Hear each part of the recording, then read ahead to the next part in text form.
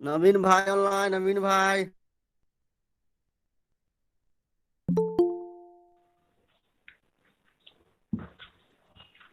ठीक है, अनम्यूट कर दी mic.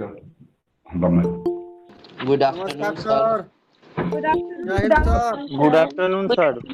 Good afternoon, sir. Good afternoon, sir. Good afternoon. मेरी आवाज पहुंच रही है आप लोगों के पास? Yes, sir. जरूर Yes, सर, sir. बढ़िया से। Yes, yes sir. Sir. Yes, sir. Good afternoon, sir. Good afternoon sir. Good अब आफ्टरनून। हो गया।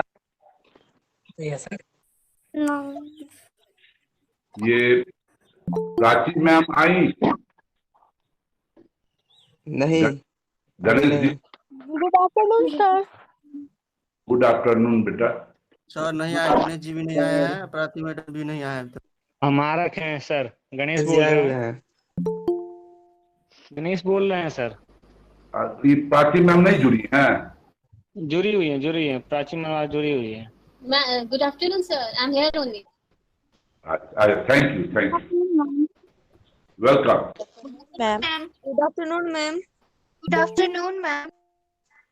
Good afternoon, ma'am. Good afternoon, ma'am.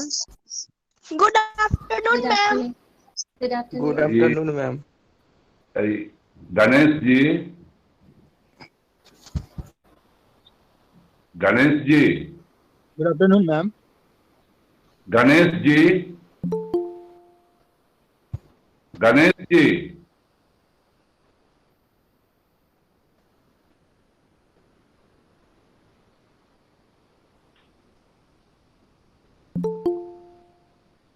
अच्छा अभी 3 मिनट समय है, 2:30 से क्लास शुरू होगा।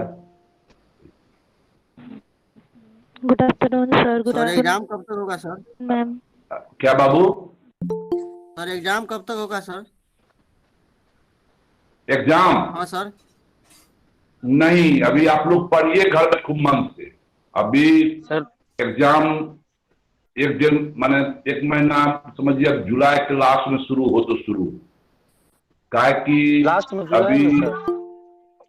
नहीं, अभी कहा नहीं जा सकता है। हम बोले कि बहुत बहुत जल्दी होगा ना तो जुलाई के लास्ट या अगस्त में, क्योंकि अभी कोरोना महामारी जो है ना अभी चल रहा है।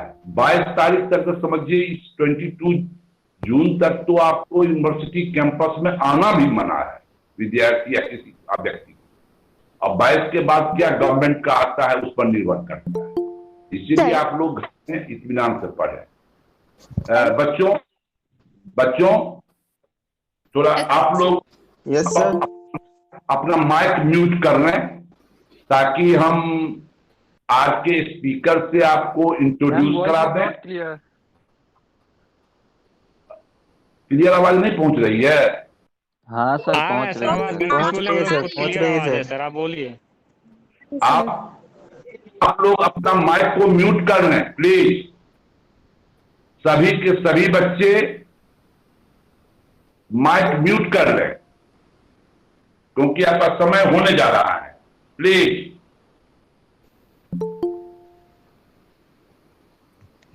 गुड आफ्टरनून आपका, प्लीज बोले ना सबको। अब गुड आफ्टरनून हो गया, अब आप माइक बंद कर लें। आप ग्रेजुएशन के स्टूडेंट हैं, इसीलिए मेरा अनुरोध है कुछ तरह व्यवहार करें। सब लोग माइक बंद कर लें।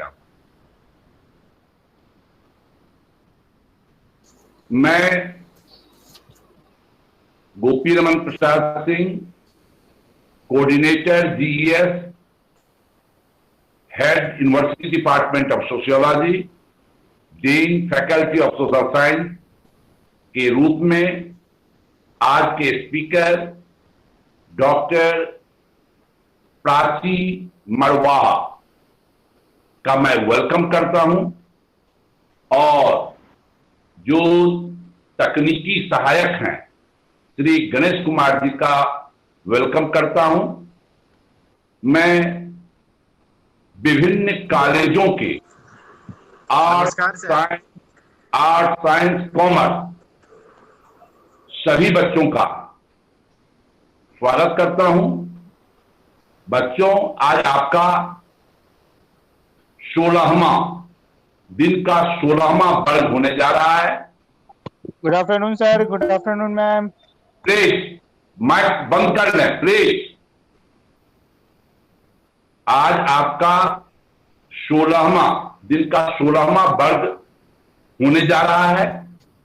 आज का आपका टॉपिक है ecosystem, concept, structure and function. Prachi ji class लेने के पहले मैं उनका परिचय आपको दे दूं। आप भारत के कोने कोने से आए ऐसे शिक्षकों से पढ़ रहे हैं। इस मंच के माध्यम से समझिए, आप अपने आप को भाग्यशाली समझिए। डॉक्टर प्राची मरवाहा, जो रानी दुर्गावती विश्वविद्यालय जबलपुर से इन्होंने अपना ग्रेजुएशन किया, पोस्ट ग्रेजुएशन किया और पीएचडी की उपाधि ली और बीपीएससी के द्वारा असिस्टेंट प्रोफेसर के रूप में अभी केएस कॉलेज में ये काम कर रही हैं गृह विज्ञान में। इसके पूर्व एज ए डायटिशियन इन्होंने कई नामी गिरामी मेडिकल कॉलेज में ये काम कर चुकी हैं। हेल्थ पर इनका बहुत ही अच्छा वर्क है और हमें आशा है कि आप लोग इकोसिस्टम पर इनके व्याख्यान से लाभान्वित होंगे। इसलिए मैं अब प्राची जी से अनुरोध करूंगा कि वो अपना वर्ग प्रारंभ करें। धन्यवाद sir for a warm welcome. I share my screen. Just a minute.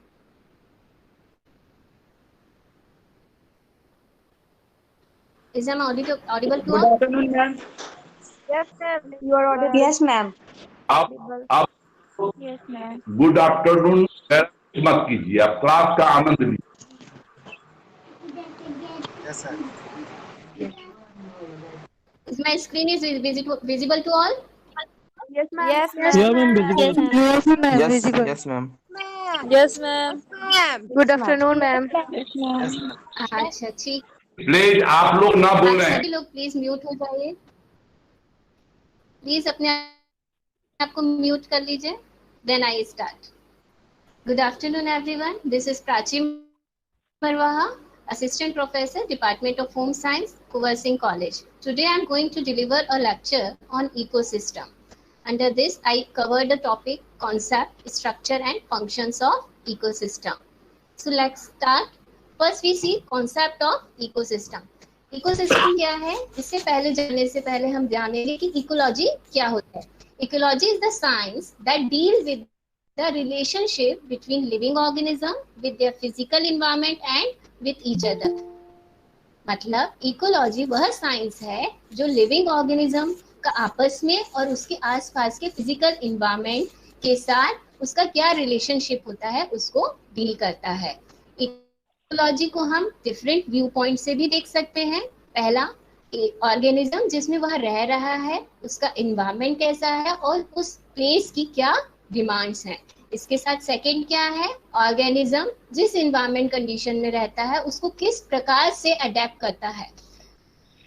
उसके आधार पर हम इकोसिस्टम को या इकोलॉजी को देखते हैं। लिविंग ऑर्गेनिज्म मतलब जितनी भी जीवित प्राणी हैं इस धरती पे वो नॉन लिविंग एनवायरनमेंट मतलब निर्जीव चीजों या निर्जीव वातावरण से होकर या उससे अलग होकर जीवित नहीं रह सकते। क्यों? क्योंकि वह क्या प्रोवाइड करता है, उनके सर्वाइवल या उनको जीवित रखने के लिए मटेरियल और ऊर्जा एनर्जी की सप्लाई करता है।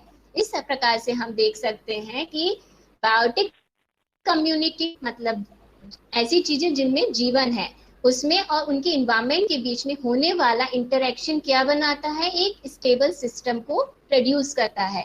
यह stable system naturally self sufficient unit होती है, अपने आप में एक सेल्फ सफिशिएंट स्वतः संचालित होने वाली यूनिट है जिसको हम क्या क्या कहते हैं, इको सिस्टम कहते हैं। यही यूनिट क्या कहलाती है, सेल्फ सफिशिएंट यूनिट क्या कहला रही है, इको सिस्टम कहला रही है।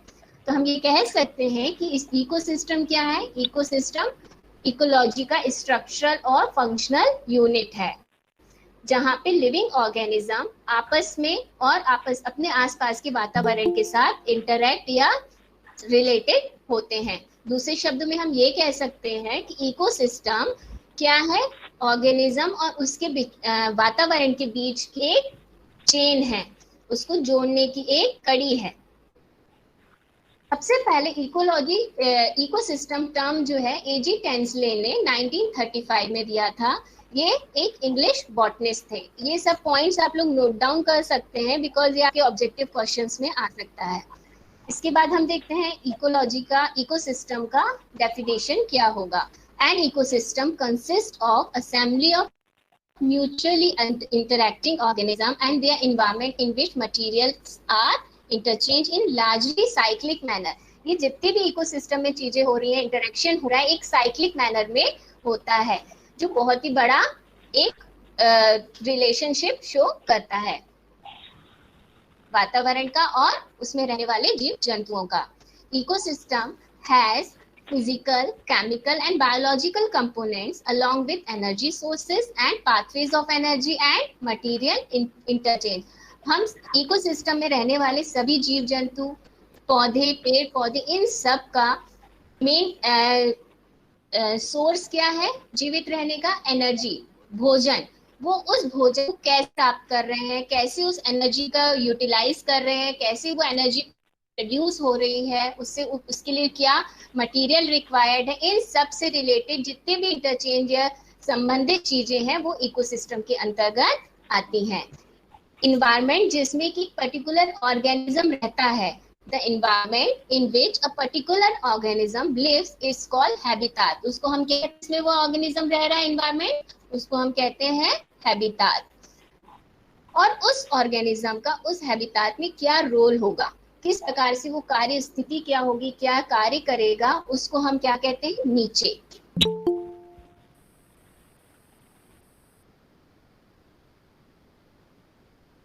अब हम देखते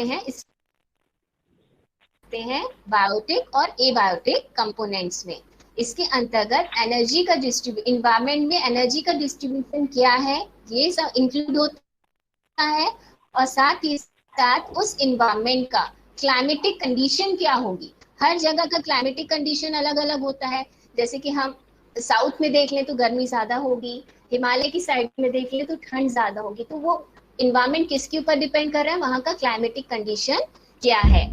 तो हमने इकोसिस्टम का देख लिया, इसमें 2 मेन कंपोनेंट्स होते हैं, बायोटिक और एबायोटिक कंपोनेंट्स। बायोटिक कंपोनेंट्स क्या कहलाते हैं, बायोटिक कंपोनेंट्स वो होते हैं जिनमें जीवन होता है, जिसकी लिविंग ऑर्गेनिज्म है, जितनी भी लिविंग जीवित वस्तुएं हैं या जीवित चीजें हैं वो इस कंपोनेंट के अंतर्गत आती हैं। एबायोटिक कंपोनेंट में निर्जीव चीजें जिनमें नॉन लिविंग ऑर्गेनिज्म है, जितने भी, वो सब एबायोटिक कंपोनेंट्स में आएंगे। ए प्लस बायोटिक मतलब जिसमें जीवन नहीं है। बायोटिक कंपोनेंट्स आपस में इकोसिस्टम से इंटररिलेटेड होते हैं, बायोटिक और एबायोटिक कंपोनेंट्स। ये दोनों ही ओपन सिस्टम है जहां एनर्जी और कंपोनेंट्स आपस में पूरी तरह से फ्लो करते रहते हैं। सबसे पहले हम देखते हैं बायोटिक कंपोनेंट्स।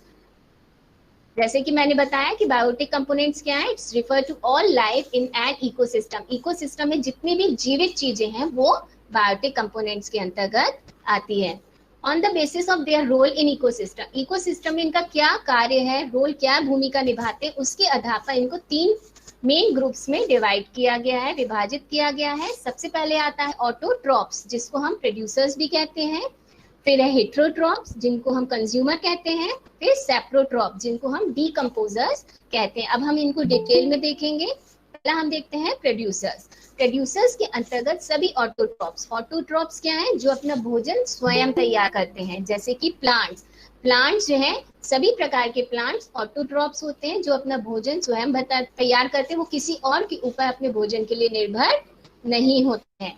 प्लांट्स अपना भोजन कैसे तैयार करते हैं, फोटोसिंथेसिस, प्रकाश संश्लेषण की क्रिया के द्वारा। हम सभी ने प्रकाश संश्लेषण के बारे में स्कूल में पढ़ा होगा।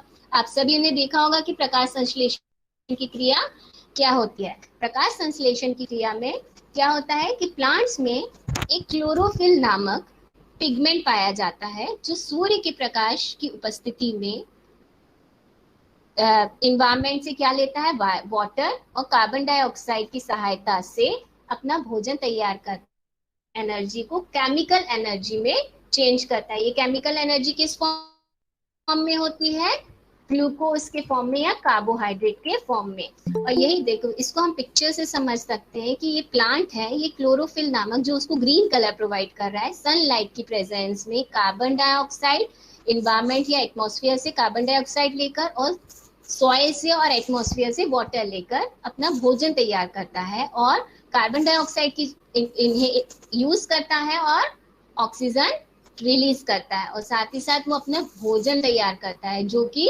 उसके ग्रोथ के लिए, उसकी वृद्धि और विकास के लिए, उसके सर्वाइवल के लिए होता है। साथ ही साथ फ्यूचर के यूज के लिए वो उसको स्टोर करके रख लेता है। यही चीज कंज्यूमर्स या दूसरे जीव जंतु अपने भोजन के रूप में ग्रहण करते हैं। एक बार फिर से देख लेते हैं। तो ये जो ऐसे पौधे या ऐसी चीजें जो अपना प्लांट, ग्रीन प्लांट जो अपना भोजन स्वयं बनाते हैं, इसको क्या कहते हैं, ऑटोट्रॉप्स। ऑटो हम यदि अपन इसको तोड़ें तो ऑटो मीन्स क्या होता है, सेल्फ मतलब स्वयं।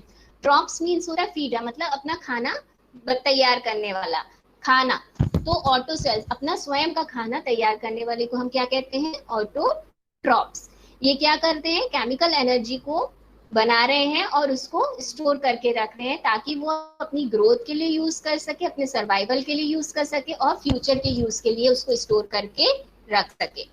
ऑल अदर ऑर्गेनिज्म, इससे अलावा जितने भी फूड चेन में इससे ऊपर के जितने भी ऑर्गेनिज्म होते हैं वो अपने फूड के लिए इन प्रोड्यूसर्स के ऊपर या इन प्लांट्स के ऊपर निर्भर करते हैं। अब है सेकंड, कंज्यूमर्स, जिसको हेटेरोट्रॉप्स भी कहा जाता है। ये वे ऑर्गेनिज्म होते हैं जो अपने भोजन या अपने सर्वाइवल के लिए प्रोड्यूसर्स के ऊपर या दूसरे ऑर्गेनिजम्स के ऊपर निर्भर करते हैं, उनसे अपना भोजन प्राप्त करते हैं। कंज्यूमर्स को हम इसके अलावा भी क्लासिफाई कर सकते हैं। फर्दर क्लासिफिकेशन किया गया है कंज्यूमर्स का, जिसमें आता है primary consumer, secondary consumer, tertiary consumers और क्वाटरनरी कंज्यूमर, जिसको हम फाइनल कंज्यूमर भी बोलते हैं। सबसे पहले हम देखते हैं प्राइमरी कंज्यूमर। ये वो ऑर्गेनिज्म इसके अंतर्गत आते हैं जो हार्बीवोर्स होते हैं। हार्बीवोर्स वो होते हैं बेटा जितने भी जो है plant eater animals, vegetarian organism है, प्लांट जितने भी होते हैं उन सबको हार्बीवोर्स कहते हैं।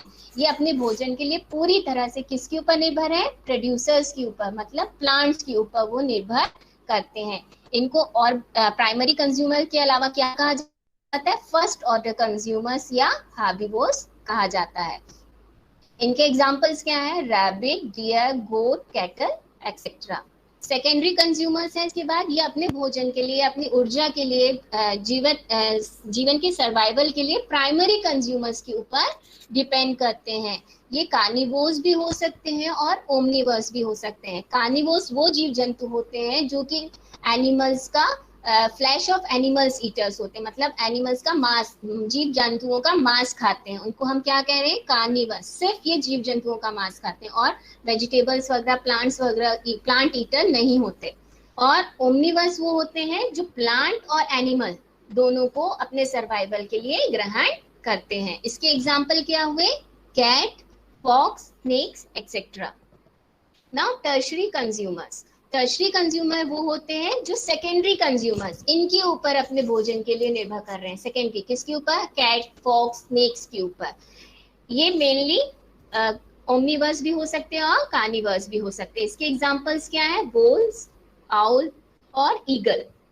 नाउ क्वाटरनरी कंज्यूमर, ये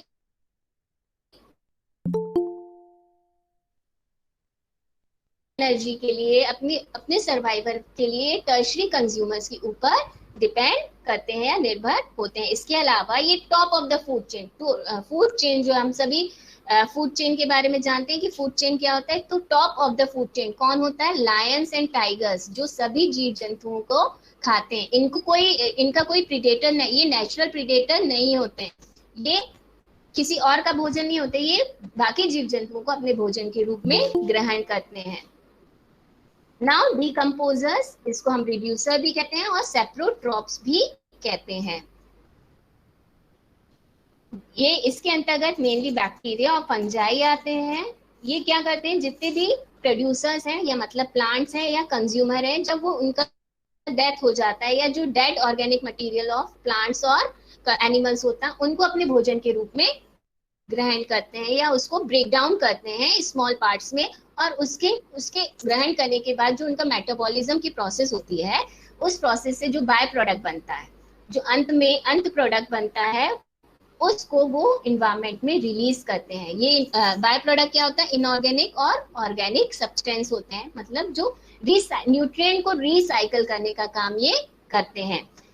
These substances are reused by the producer। इसी सब्सटेंस, जैसे कि मिट्टी में ही सारी चीजें इको फ्रेंडली चीजें हम सभी जानते हैं कि जितनी इको फ्रेंडली जो होती है या अपने आप डिकम्पोज होने वाली चीजें होती हैं, वो क्या करती हैं, सॉइल को न्यूट्रिएंट प्रोवाइड करती हैं, तो उसको पोषक तत्व देती हैं। इन पोषक तत्वों को प्लांट्स पुनः यूज करता है या रीयूज करके अपना फूड तैयार करता है। इस प्रकार से हम देख सकते हैं कि प्रोड्यूसर क्या कर रहा है, cycling exchange of material between biotic community and abiotic environment of the ecosystem. मतलब जीवित चीजों और अजीवित चीजें, निर्जीव वातावरण से मटेरियल को एक्सचेंज कर रहा है साइक्लिक मैनर में और इकोसिस्टम को बनाने में मदद कर रहा है। डीकम्पोजर को हम सेप्रोट्रॉप्स भी कहते हैं। सेप्रो मीन्स रोटन, मतलब सड़ा गला, ट्रॉप्स मीन फीडर, मतलब सड़ा गला खाने वाले, उसको हम क्या कह रहे हैं, डीकम्पोजर्स। इस प्रकार से हम देखते हैं कि डीकम्पोजर्स जो है इकोसिस्टम के मेंटेनेंस में कितना इंपॉर्टेंट रोल प्ले करते हैं। जब तक चीजें डीकम्पोज नहीं होंगी, वो हमारे इन्वायरमेंट में रहेंगी और इन्वायरमेंट में बोझ बढ़ता जाएगा।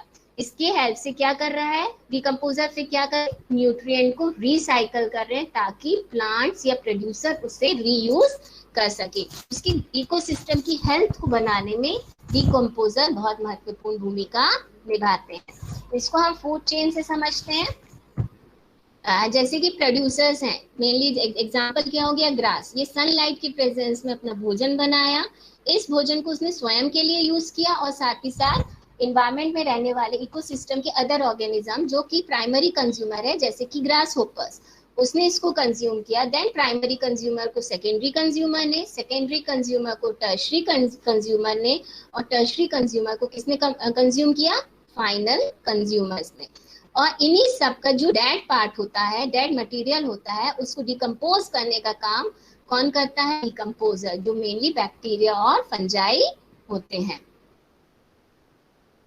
Now abiotic component, abiotic means जिसमें नॉन लिविंग चीजें, जितनी अजीवित या निर्जीव चीजें हैं वो इसके अंतर्गत आती हैं।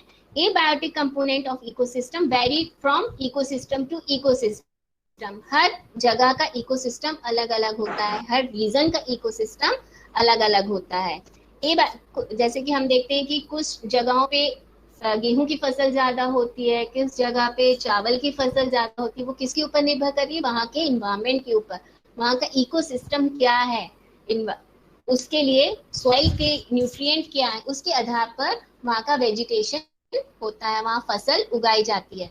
तो इकोसिस्टम क्या कर रहा है एबायोटिक कंपोनेंट्स में, एबायोटिक कंपोनेंट्स क्या रोल प्ले कर रहे हैं इकोसिस्टम में, ये इन्फ्लुएंस कर रहे हैं ऑर्गेनिज्म के स्ट्रक्चर को, उनकी बनावट को, उनके डिस्ट्रीब्यूशन को, उनके बिहेवियर को, उनके व्यवहार को मतलब, और उनके आपस की रिलेशनशिप को, किस प्रकार को बहुत ही ज्यादा महत्वपूर्ण रूप से ये प्रभावित करते हैं। ये साथ ही साथ एक इकोसिस्टम के बायोटिक कंपोनेंट मतलब जितनी भी जीवित चीजें हैं उसकी पॉपुलेशन ग्रोथ को भी प्रभावित करता है abiotic components. Abiotic components mainly दो प्रकार के होते हैं, climatic factors and edaphic factors. Climatic factors के अंतर्गत rain, temperature, light, wind, humidity etcetera आते हैं। एडेफिक फैक्टर के अंतर्गत सॉइल, पीएच, टोपोग्राफी, मिनरल्स आदि आते हैं। अब हम देखते हैं एबायोटिक कंपोनेंट की इंपॉर्टेंट जो फैक्टर्स हैं उसके फंक्शंस या उसका कार्य क्या है। शॉर्ट में देखते हैं, सॉइल जो मिट्टी है वो एक कॉम्प्लेक्स होता है, किसकी तुलना में, सिंपल सेडिमेंट्स की तुलना में। ये क्या कंटेन किया रहता है, weathered rock fragments, highly Altered soil, mineral particles, organic matter और लिविंग ऑर्गेनिज्म, इन सब से ये मिलकर बना होता है सॉइल। सॉइल क्या प्रदान करता है ऑर्गेनिज्म को, न्यूट्रिएंट्स प्रदान करता है, मतलब पोषक तत्व, जल, घर, स्ट्रक्चर, ग्रोइंग मीडियम, उसकी बनावट को बनाने के लिए, उसकी ग्रोथ के लिए क्या मीडियम की आवश्यकता है वह सॉइल प्रदान करता है। किसी भी सॉइल का वेजिटेशन क्या होगा वो किसके ऊपर निर्भर कर रहा है, वहाँ की न्यूट्रिएंट साइकिल पे, उस सॉइल का या उस मिट्टी में कितनी पोषक वैल्यू है उसके ऊपर उसका वेजिटेशन या उसकी फसल जो है निर्भर करती है। देन एटमॉस्फेयर, एटमॉस्फेयर से हमको क्या मिल रहा है, इकोसिस्टम में मेनली फोटोसिंथेसिस के लिए कार्बन डाइऑक्साइड और रेस्पिरेशन के लिए ऑक्सीजन हमको मिल रही है। इसके अतिरिक्त इवोपरेशन, ट्रांसपिरेशन और प्रेसिपिटेशन की प्रोसेस के द्वारा एटमॉस्फेयर में और अर्थ की सरफेस में वाटर का साइकिल चलता रहता है। देन सोलर रेडिएशन, मतलब सन क्या कर रहा है, एटमॉस्फेयर को हीट प्रोवाइड कर रहा है, इसके साथ साथ पानी को इवोपरेट और ट्रांसपिरेट करने में मदद करता है।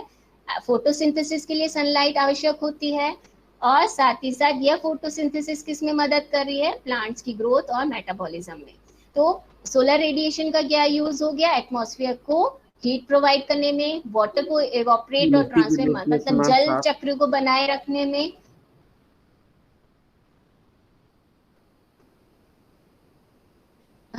Is there some technical issue? I'm audible? Yes, ma'am. Audible. Yes, ma'am. Yes, ma'am. Hello? Yes, ma'am. Okay. Yes, ma'am. It's okay. ठीक है। अब आप अपने आप को म्यूट। फोटोसिंथेसिस के लिए सनलाइट दे रहा है, फोटोसिंथेसिस क्या कर रहा है, साथ साथ एनर्जी दे रहा है प्लांट्स की ग्रोथ के लिए, उसके मेटाबॉलिज्म के लिए और अन्य ऑर्गेनिज्म जो प्रोड्यूसर्स पे निर्भर करते हैं उनको फूड प्रोवाइड करने के लिए। Please mute yourself.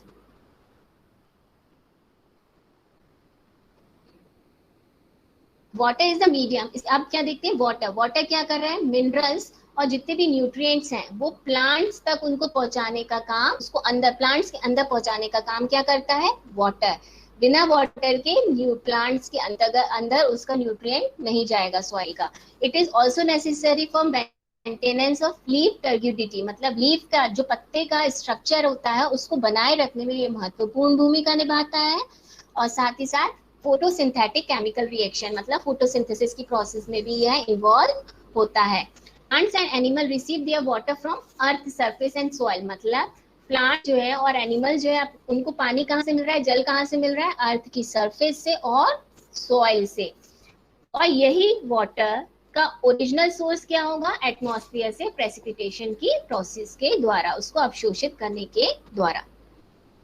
ना हम फ्लो चार्ट से देख लेते हैं जल्दी से कि कंपोनेंट्स स्ट्रक्चर क्या है इकोसिस्टम का। एबायोटिक दो पार्ट्स में डिवाइड है, एबायोटिक में और बायोटिक कंपोनेंट्स में। एबायोटिक फर्दर डिवाइड है क्लाइमेटिक एंड इडेफिक में। क्लाइमेटिक के अंतर्गत हमने क्या देखा, रेन, लाइट, विंड और टेम्परेचर कौन सी फैक्टर्स हैं, क्लाइमेटिक फैक्टर्स के अंतर्गत आते हैं। इडेफिक फैक्टर्स में क्या है, सॉइल, पीएच, मिनरल्स एंड वहाँ का टोपोग्राफी इकोसिस्टम का। देन बायोटिक कंपोनेंट्स के अंतर्गत क्या आता है, प्रोड्यूसर जिनको ऑटोट्रॉप्स भी कहते हैं, कंज्यूमर हेटेरोट्रॉप्स, डिकम्पोजर जिनको सेप्रोट्रॉप्स भी कहा जाता है। कंज्यूमर्स को फर्दर क्लासिफाई किया गया, आगे उसका क्लासिफिकेशन किया गया है जिसमें है प्राइमरी कंज्यूमर्स मतलब herbivores, secondary consumers primary carnivores, tertiary consumers large carnivores and quaternary consumer या फाइनल कंज्यूमर मींस ओमनिवोर्स, मतलब जिनका नेचुरल प्रीडेटर नहीं होता है। अब हम देखते हैं कि इकोसिस्टम का आपस में क्या रिलेशनशिप है। स्ट्रक्चर से हमको ये समझ में आया कि जितने भी कंपोनेंट्स हैं, जितने भी पार्ट्स, जो संरचना है इकोसिस्टम की, वो आपस में सह संबंधित है। एक दूसरे के बिना वो इकोसिस्टम का निर्माण नहीं कर सकते। कैसे कि जो प्लांट्स हैं मतलब जो प्रोड्यूसर्स हैं वो सन से सोलर एनर्जी लेते हैं, एटमॉस्फेयर से कार्बन डाइऑक्साइड और वाटर लेते हैं, और सॉइल से न्यूट्रिएंट एंड वाटर लेकर अपना भोजन तैयार करते हैं फोटोसिंथेसिस की प्रोसेस के द्वारा। और ये क्या कर रहे हैं, प्लांट्स अपने लिए भोजन स्वयं के लिए भी तैयार किया और दूसरे ऑर्गेनिज्म जो उसके ऊपर निर्भर करते हैं भोजन के लिए, उसके लिए तैयार करके उनका सर्वाइवल को बनाए रखने में मदद करते हैं। और फिर इन प्लांट्स को और इन एनिमल्स को डिकम्पोज करते हैं और सॉइल की और एटमॉस्फेयर की मेंटेनेंस में मदद करते हैं। इस प्रकार से इकोसिस्टम आपस में सह संबंधित कि सभी कंपोनेंट्स या स्ट्रक्चर आपस में सह संबंधित होता है। लास्ट में पूछिएगा बेटा, टाइप्स ऑफ इकोसिस्टम। इकोसिस्टम को डिवाइड किया गया है किसमें, नेचुरल मतलब प्राकृतिक और आर्टिफिशियल मतलब अप्राकृतिक या मैन मेड इकोसिस्टम में। Natural ecosystem are existing in nature, जो प्रकृति में पहले से ही या एग्जिस्ट करते हैं, पहले से उपस्थित होते हैं। इनको हमने आगे क्लासिफाई किया है टेरेस्ट्रियल इकोसिस्टम और एक्वेटिक इकोसिस्टम में। ये दोनों इकोसिस्टम सेल्फ रेगुलेटेड होते हैं, मतलब स्वचालित होते हैं, ओपन होते हैं, इनमें फ्री एक्सचेंज होता है इनपुट और आउटपुट्स का आपस में।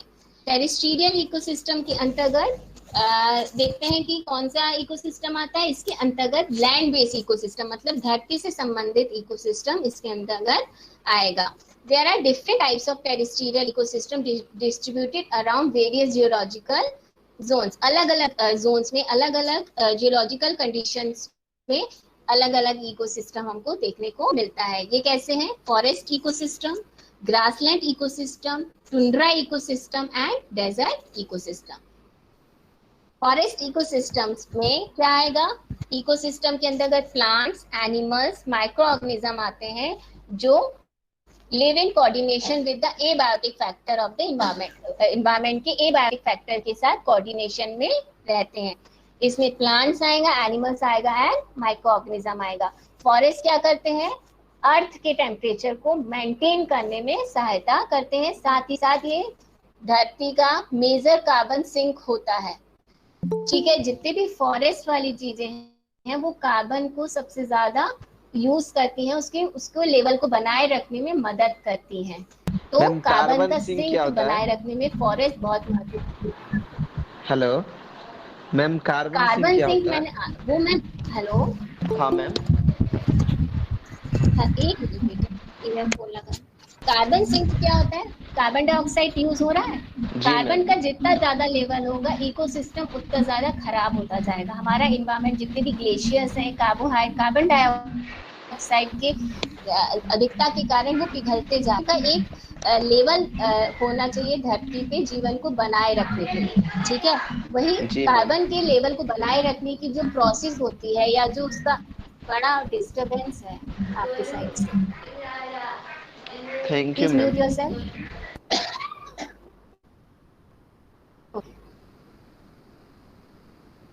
ग्रासलैंड इकोसिस्टम में क्या आता है, ये मेनली ग्रास और हर्ब से डोमिनेटेड होते हैं। इस जितने भी ग्रासलैंड इकोसिस्टम वाली जगहें हैं वहां पे ग्रास और हर्ब सबसे ज्यादा देखी जाएगी। इसके एग्जांपल क्या है, temperate grassland and savanna grassland are the examples of grassland ecosystem. Then tundra ecosystem, tundra ecosystem में ट्रीज नहीं होते, पेड़ पौधे नहीं होते, यहाँ जो होता है बहुत ही ठंडा होता है और यहाँ रेनफॉल बहुत कम देखी जाती है। और इस प्रकार के इकोसिस्टम के में जो जगह रहती है वो पूरी तरह से स्नो से या बर्फ की चादर से ढकी हुई रहती है। इस प्रकार के इकोसिस्टम का एग्जांपल क्या हुआ, आर्कटिक और माउंटेन टॉप्स और इस टुंड्रा इकोसिस्टम। ठीक, then desert ecosystem, desert ecosystem के अंतर जो है पूरे वर्ल्ड में देखा जाता है। इसके इन जगहों पे या इन रीजन्स पे लिटिल रेनफॉल देखा जाता है। से डेजर्ट इकोसिस्टम की जो जगहें होती हैं जहाँ पे मरुस्थल होते हैं वहाँ का दिन का वातावरण, जो दिन का एनवायरनमेंट रहता है, मौसम रहता है, वो गर्म होता है और रातें जो हैं उनमें ठंडक महसूस की जाती है। And aquatic ecosystem, aquatic means water, पानी का ecosystem. Aquatic ecosystem are ecosystem present in the body of water. See, let me complete my lecture. पपीता में पैपिन एंजाइम पाया जाता है बेटा. नहीं वो जो बोलता है Is ना it कि पपीता related to एक our फलता है, topic? नहीं पपीता फलता नहीं है. Is it related to our topic? So please mute yourself, beta. Let me complete my lecture. Aquatic ecosystem are ecosystem present in the body of water. These can be further divided into two types. दो प्रकार में इसको divide किया गया है, fresh water ecosystem और marine ecosystem. Fresh water ecosystem के अंतर्गत वो सारी इकोसिस्टम आते हैं एक्वेटिक, जैसे कि लेक्स हो गए, पॉन्ड्स हो गया, रिवर हो गया, स्ट्रीम्स हो गई, वेटलैंड्स हो गए. इनपे सॉल्ट की मात्रा नहीं होती है, खारे नहीं होते, इनका जल जो होता है मीठा होता है.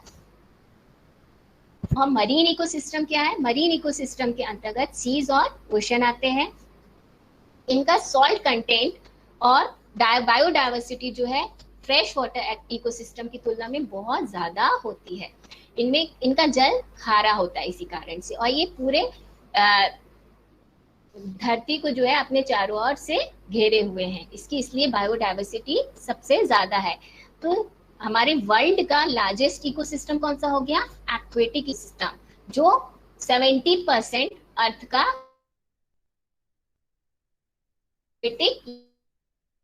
इकोसिस्टम से. ये आप ऑब्जेक्टिव क्वेश्चंस में आप ध्यान में रख सकते हैं इस क्वेश्चन को. देन आर्टिफिशियल इकोसिस्टम, ये सिंपल ह्यूमन मेड इकोसिस्टम होता है. ये अनस्टेबल होता है, सब्जेक्टेड टू ह्यूमन इंटरवेंशन. मनुष्य के द्वारा तैयार किया गया इकोसिस्टम, मनुष्य के द्वारा मैनिपुलेट किया गया, जैसे कि जंगलों को काट के, ग्रासलैंड को हटा के अपने लिए जगह तैयार करना रहने के लिए. इसके अलावा क्रॉप फील्ड्स, एग्रीकल्चर लैंड तैयार करना, ये सब आर्टिफिशियल इकोसिस्टम का पार्ट होते हैं. And functions of ecosystem. Ecosystem की का मेन फंक्शन क्या है? जितनी भी ह्यूमन की नीड के लिए आवश्यक चीजें हैं, चाहे वो भोजन हो, उसके लिए रिक्वायर्ड सर्विसेज हो, ये किसके द्वारा फुलफिल हो रही है? नेचुरल प्रोसेस और कंपोनेंट्स ऑफ इकोसिस्टम के द्वारा हमको प्राप्त हो रही है. इसी को प्राप्त करने की या इस ह्यूमन की नीड को सेटिस्फाई करने की क्षमता ही इकोसिस्टम का मेन फंक्शन है. इकोसिस्टम के फंक्शंस क्या होते हैं? इकोलॉजिकल प्रोसेस और इकोसिस्टम के स्ट्रक्चर का सबसेट होता है, उसका ही एक भाग होता है ये. प्रत्येक इकोसिस्टम का प्रत्येक फंक्शन उसकी नेचुरल प्रोसेस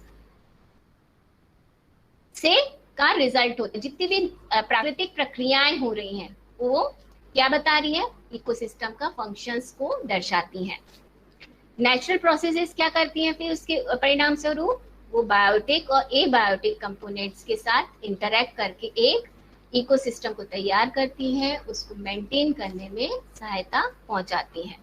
तो इस प्रकार से हम देख सकते हैं कि इकोसिस्टम के 4 मेन प्राइमरी फंक्शन हुए, जिसको हमने डिवाइड किया है रेगुलेटरी फंक्शंस में, हैबिटाट फंक्शंस में, प्रोडक्शन फंक्शंस में, इंफॉर्मेशन फंक्शंस में.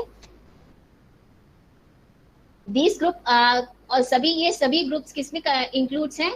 इकोसिस्टम के अंतर्गत आते हैं. इसमें केवल फॉरेस्ट का इकोसिस्टम जो होता है उससे रिलेटेड फंक्शन, ये सभी प्रकार के इकोसिस्टम का यही फंक्शन होता है, जिसको हम डिटेल में देख लेते हैं. रेगुलेटरी फंक्शन क्या है? ये रेगुलेटरी फंक्शन जितनी भी बायोकेमिकल रिएक्शंस हैं या साइकिल्स हैं या बायोस्फीयरिक प्रोसेस होती हैं, जितनी भी जैविक क्रियाएं होती हैं, उन सब की नेचुरल उन सब के इकोलॉजिकल प्रोसेस और लाइफ सपोर्ट सिस्टम को रेगुलेट, उन सब प्रक्रियाओं को रेगुलेट करने के लिए से करने की क्षमता क्या कहला रही है? Regulatory functions. मतलब जितनी भी जैविक प्रक्रियाएं हैं, बायोस्फेरिक प्रोसेस हैं, उन सबको रेगुलेट करने का क्या कर रहा है? इकोसिस्टम. अपने इसके साथ क्या कर रहा है? इकोसिस्टम की हेल्थ को बनाए रखने में, उसको वातावरण को बनाए रखने में मदद कर रहा है रेगुलेटरी प्रोसेसेस के द्वारा. इसके साथ साथ वो क्या करता है? क्लीन एयर, वाटर, सॉइल, वातावरण को क्लीन करने का कार्य भी इकोसिस्टम करता है. जैसे कि अभी हम ने देखा कि लॉकडाउन लगा, हर जगह का एयर क्वालिटी इंडेक्स कितना था? दिल्ली का बहुत ज्यादा. वहां पे सांस लेने में लोगों को दिक्कत जा रही थी। क्यों? वहां का इकोसिस्टम हम सब ने मिलके, ह्यूमंस ने मिलके खत्म कर दिया, जिसके कारण वातावरण का जो एयर क्वालिटी इंडेक्स था वो बढ़ गया। एयर पार्टिकल्स जो थे वो सब से बढ़ के एयर क्वालिटी इंडेक्स बढ़ा, जिससे व्यक्तियों को ब्रीदिंग प्रॉब्लम होने लग गई। लेकिन जैसे ही लॉकडाउन लगा, पोल्यूशन कम हुआ, तो वो एयर क्वालिटी इंडेक्स अपने आप कंट्रोल में आकर वहां का इन्वायरमेंट, हम सब ने पेपर में देखा होगा कि वातावरण अपने आप को पुनः सही कर रहा है, जितना भी हमने उसको नुकसान पहुंचाया है। तो इकोसिस्टम का क्या फंक्शन है? वो इन्वायरमेंट को क्लीन करने का कार्य करता है। स्वयं उसको वो क्लीन करता है। बस पोल्यूशन कम करना हमको बहुत जरूरी है। देन हैबिटाट फंक्शन, इकोसिस्टम का हैबिटाट फंक्शन क्या है? वाइल्ड प्लांट्स हैं, वाइल्ड को जगह देता है, रिप्रोडक्शन हैबिटाट प्रोवाइड करता है, और इस प्रकार से वो बायोलॉजिकल और जेनेटिक डाइवर्सिटी और प्रजनन की जितनी भी प्रोसेस होती है उसमें कंट्रीब्यूट करता है। हैबिटाट को बनाने में इकोसिस्टम महत्वपूर्ण भूमिका निभाता है। देन प्रोडक्शन फंक्शन, इसको फिर से हम देख रहे हैं। प्रोडक्शन में हमने देखा फोटोसिंथेसिस की प्रकाश संश्लेषण की क्रिया होती है। वह क्रिया ऑटोट्रोफ्स के द्वारा की जाती है। वो अपना एनर्जी का प्रोड्यूस करते हैं, किसकी मदद से? कार्बन डाइऑक्साइड, वाटर और न्यूट्रिएंट की मदद से अपना भोजन तैयार करते हैं in the form of carbohydrates या शुगर। ये वाइड वैरायटी होती है कार्बोहाइड्रेट्स की, जिसे वो स्वयं भी यूज करते हैं और सेकेंडरी प्रोड्यूसर्स भी यूज करते हैं अपने सर्वाइवल के लिए। इसके अलावा ये इकोसिस्टम क्या प्रोडक्शन के द्वारा ह्यूमंस को उसके कंजप्शन का फूड दे रहा है, रॉ मटेरियल दे रहा है उसकी जेनेटिक मटेरियल की संरचना को बनाए रखने के लिए। देन इंफॉर्मेशन फंक्शन, जैसे कि हम सब जानते हैं कि ह्यूमन का इवोल्यूशन जो हुआ है अनडेमोन्स्ट्रेटेड कंडीशन में हुआ था, हैबिटाट में हुआ था। तो नेचुरल इकोसिस्टम क्या कंट्रीब्यूट करता है? ह्यूमन की हेल्थ को बनाए रखने में मदद करता है। कैसे? इस reflection, spiritual enrichment, cognitive development, recreation और एस्थेटिक एक्सपीरियंस के द्वारा वो मनुष्य के स्वास्थ्य को बनाए रखने में महत्वपूर्ण भूमिका निभाता है। तो इस प्रकार से मेरा चैप्टर कंप्लीट होता है। इसमें हम रिकॉल कर लेते हैं एक बार क्या क्या हमने देखा। सबसे पहले हमने देखा इकोसिस्टम बायोटिक और एबायोटिक के बीच में रिलेशनशिप को बताता है, जिससे इकोसिस्टम का निर्माण हुआ। एबी टेंसले ने इसको कॉइन किया इस शब्द को 1935 में। जहाँ पे जिस इन्वायरमेंट में ऑर्गेनिज्म रहता है उसको हैबिटाट कहते हैं, और उस ऑर्गेनिज्म का क्या रोल है उसको हैबिटाट में उस ऑर्गेनिज्म का क्या रोल है उसको नीचे कहते हैं। देन स्ट्रक्चर देखा, बायोटिक एंड एबायोटिक, उसके टाइप्स देखे, फोटोसिंथेसिस देखा, फूड चेन देखा। एबायोटिक कंपोनेंट्स में हमने फैक्टर्स देखे, उसके फंक्शंस देखे। Then relationship, types of ecosystem, functions and ये कंप्लीट होता है। मैंने एक एमसीक्यू रेडी किया है जिसको मैं लिंक शेयर कर दूंगी, आप उसका प्रैक्टिस कर सकते हैं, आपके एग्जाम की तैयारी के लिए आपको हेल्प करेगा। मैम पीडीएफ सेंड कर दीजिएगा। या sure.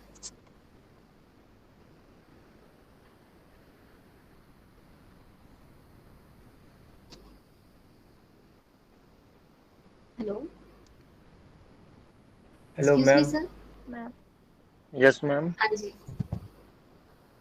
Thank you very much ma'am. किसी का क्वेश्चन है? Ma'am welcome. Ma'am PDF ma'am, कैसे सेंड कीजिएगा?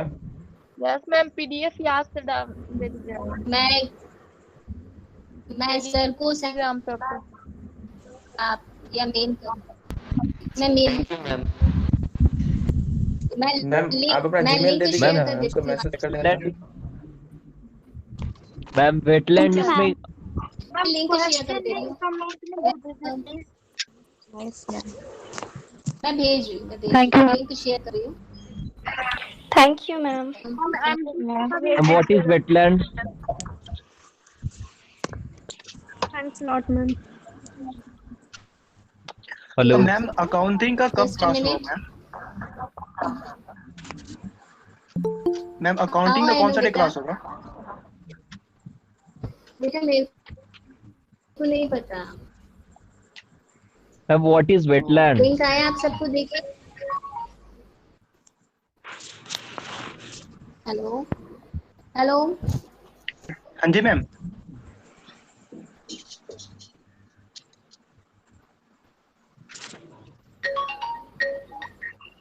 मैम अभी तक नहीं आया लिंक।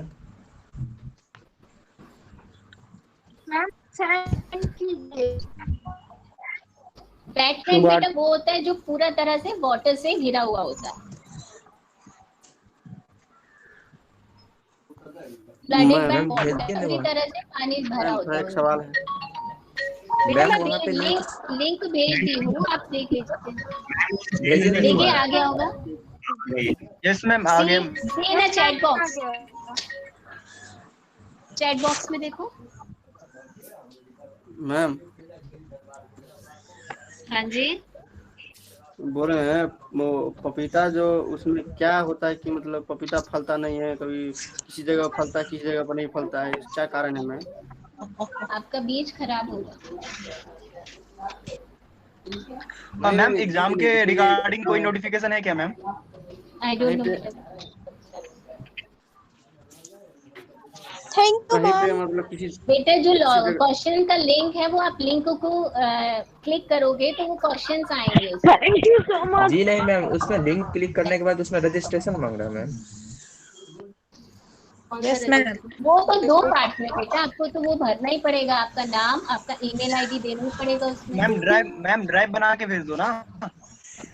आप लिंक को चेक करो ना, आप लिंक देखिए। Thank you so much ma'am. Welcome. Thank you ma'am. Thank you so much ma'am. Have a good day. Thank you. Thank you ma'am. Thank you ma'am. Thank you ma'am. Thank you so much ma'am. Okay thank you. कौन से element काम करते हैं ma'am? हाँ दो function समझ में नहीं आया। एक मिनट बेटा, I connected you. Just give me a one minute.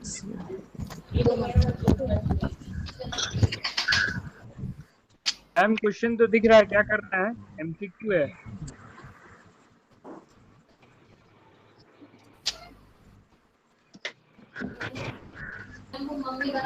Question का आंसर कहाँ पे मिलेगा?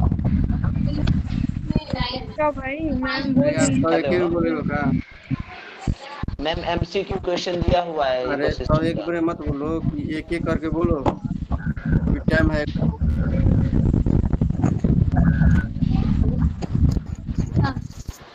Hello, I'm audible? मैम उसमें जो है एमसीक्यू क्वेश्चन दिया हुआ है, आपका पीडीएफ नहीं आ रहा है ना? आप जब भी पीडीएफ बेटा पीडीएफ कहाँ शेयर किया मैंने? तो आप अपना जीमेल दे दीजिए ना मैम। अगर हम कॉल वो आप कैसे देख सकते? आप अपना जीमेल यूनिवर्सिटी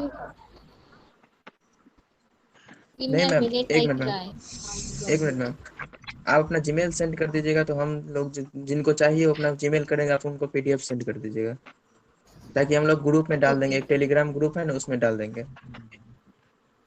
मैं एक जन को शेयर कर दूंगी, देन आप लोग अपने ग्रुप में ऐसे ही कोई व्यक्ति जो लिंक में हो उसको शेयर बार बार सेंड नहीं कर सकती बेटा मैं। जी नहीं तो मैम आप जो है सो। Hello ma'am.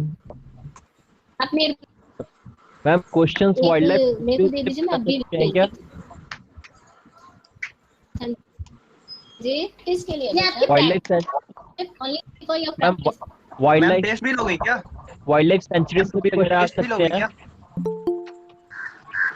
बेटा ये मैंने जिस टॉपिक को कवर किया है बस उसी।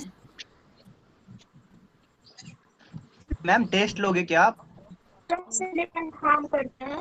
नहीं टेस्ट नहीं बेटा, आपके प्रैक्टिस के लिए है वो। अच्छा ओके मैम केमोसिंथेसिस का प्रोसेस क्या होता है? आप जब ये पीडीएफ आपको मिलेगा उसमें भी आपको ये लिंक मिल जाएगा। आप जब पीडीएफ देखेंगे मैम सेंड कर दिए उसमें मैम। भी आपको ये लिंक मिल जाएगा, ठीक है? हाँ मैम ईमेल आईडी भेज अतुल भेजा @gmail.com।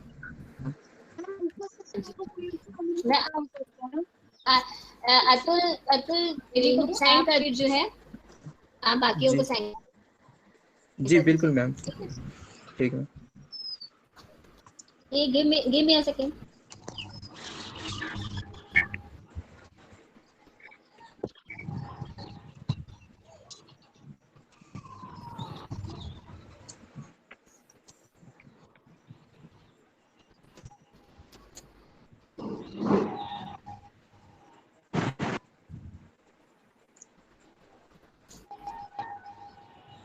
मिस्टर सुबह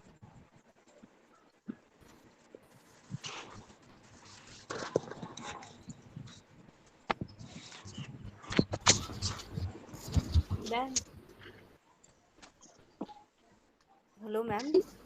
Give me a second. I'm sending the PPT. Just a Okay, minute. ma'am.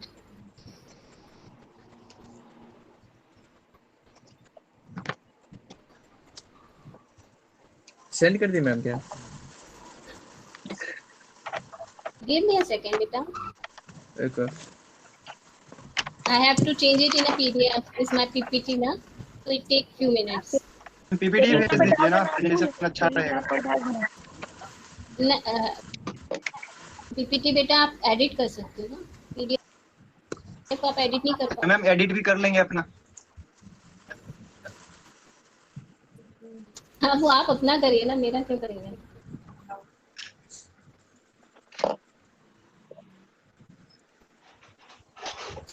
I'm sending in the form of PDF.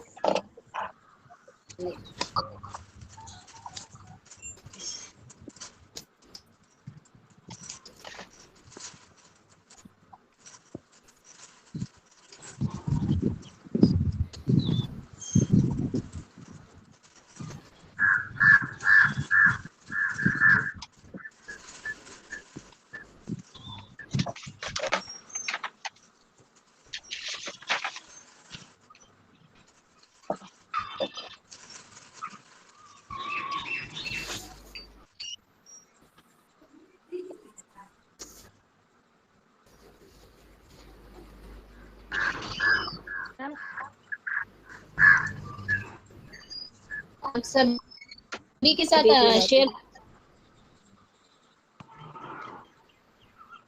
Okay ma'am, सभी के साथ कर देंगे। एक ग्रुप है ना, उसमें डाल देंगे। ठीक है। कौन सा ग्रुप है? कोई यार लिंक भेजो ना प्लीज।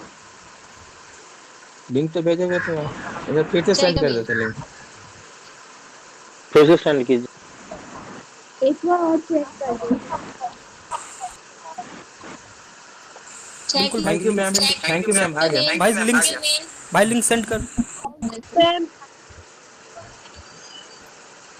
ठीक है। कोई टेलीग्राम का ग्रुप है क्या? जी जी भाई सेंड कर लिंक रहा हूँ सेंड कर ग्रुप दो। में, कर देते। हाँ बिल्कुल सेंड कर दो। मैं क्लास में हो गई बट जब ज्वाइन कर देंगी मिलनी का साथ ये भी सेंड कर दीजिए। बोले ओके ओके। इस पे कर देना, टेलीग्राम पे कर देना, लिंक मिल जाएगा। यूट्यूब पे ही कर दीजिए ना। इससे पहले आप लोग कैसे शेयर करते हैं? नहीं आ गया, लिंक आ गया। Okay thank you. Is ruin gaming भाई, थैंक यू।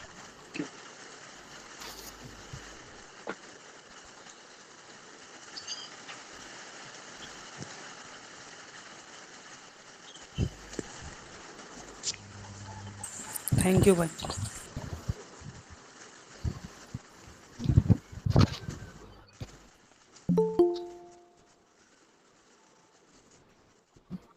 मैम क्लास तो एंड हो गई बट मैं कब से ट्राई कर रही, ज्वाइन नहीं हो पा रही थी मैं।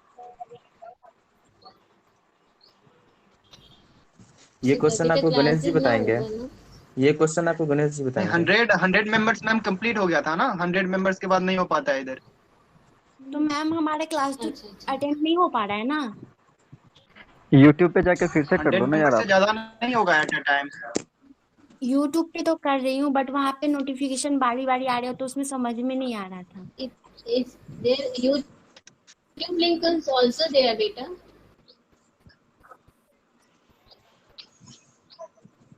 मैम प्लीज पीडीएफ से नोटिफिकेशन ऑफ करके पढ़ो। Okay ma'am. अच्छा ओके कोई नहीं। हेलो मैम, हाँ जी। PDF share the send करवा PDF दीजिए with ना। Atul. वो I already shared बेटा। अतुल जो है आपको भेज देंगे टेलीग्राम पे। आपको तुमको कहिए ना सब कुछ जी जी शेयर कर। जी मैम, हम सेंड कर देते, डाउनलोड होने दीजिए मैम, उसके बाद हम ग्रुप में डाल देते हैं। ठीक। मैंने इस लिंक पे क्लिक किया तो एक ब्लॉग पेज ओपन हो गया, कोई ग्रुप नहीं है लिंक। नहीं डाला नहीं गया शायद। मैम उस लिंक में पार्ट 2 का एडमिशन बेटा का आपका लिंक है वो वो। पहले आपको अपना नाम नहीं बेटा, एडमिशन का नहीं है, वो 2 पार्ट्स में है। पहले आप अपना नाम, आपका इंस्टीट्यूशन का नेम और ईमेल आईडी डालोगे, उसके बाद आप सेकंड सेक्शन में जाओगे, उससे आपको क्वेश्चंस मिलेंगे। मैम मेरा कॉलेज तो रजिस्टर्ड ही नहीं है, पीएम कॉलेज है, वो तो रजिस्टर्ड ही नहीं है ही नहीं। कुछ भी डाल दो बेटा, ब्लैंक, उसको ब्लैंक का मत करो, कुछ भी एलएमएन डाल दो, ठीक है।